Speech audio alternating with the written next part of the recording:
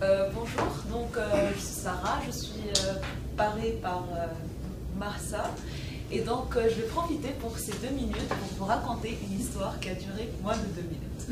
Donc en fait, ce que je veux vous proposer de partager avec vous, c'est un saut à l'élastique que j'ai fait en Inde de 83 mètres. Donc c'était un peu le défi, je me suis retrouvée là-bas, je me suis réveillée un matin, je me suis dit je vais faire le saut à l'élastique, j'ai payé 150 $ et je me suis retrouvée au bord d'un grand fleuve, donc de 83 mètres d'auteur, pour sauter.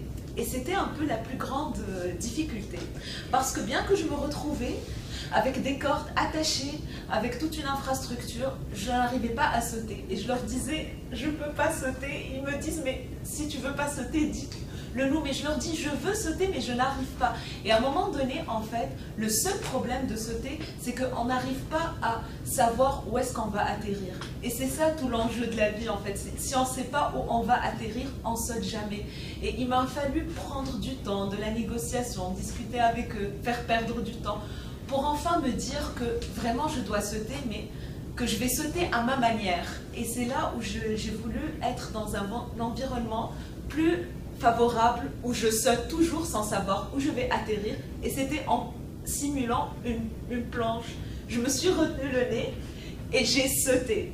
Et en fait, dans toute cette expérience, la plus grande difficulté, c'est juste de sauter cette petite marge. C'est un peu aussi les projets qu'on essaye d'entreprendre et on ne sait pas où ça va aboutir, mais il faut juste sauter. Car il y a toujours cette corde, cette intelligence, cette façon de faire, cette lutte contre la vie qui va vous empêcher de vous casser la tête et d'apprécier tout le paysage à l'envers. Voilà.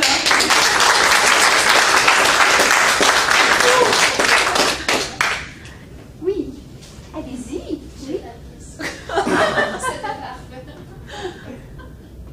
Une question, allez-y. Je pourrais t'aider à poser une question moi-même.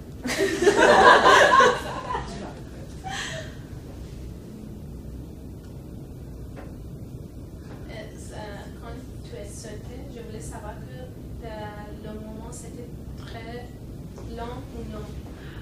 En fait, il y a 2 moments. Il y a le moment scientifique et le moment où que tu as ressenti.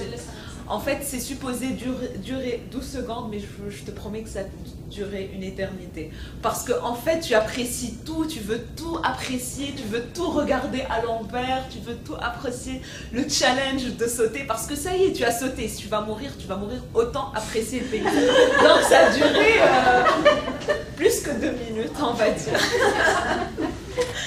Merci beaucoup.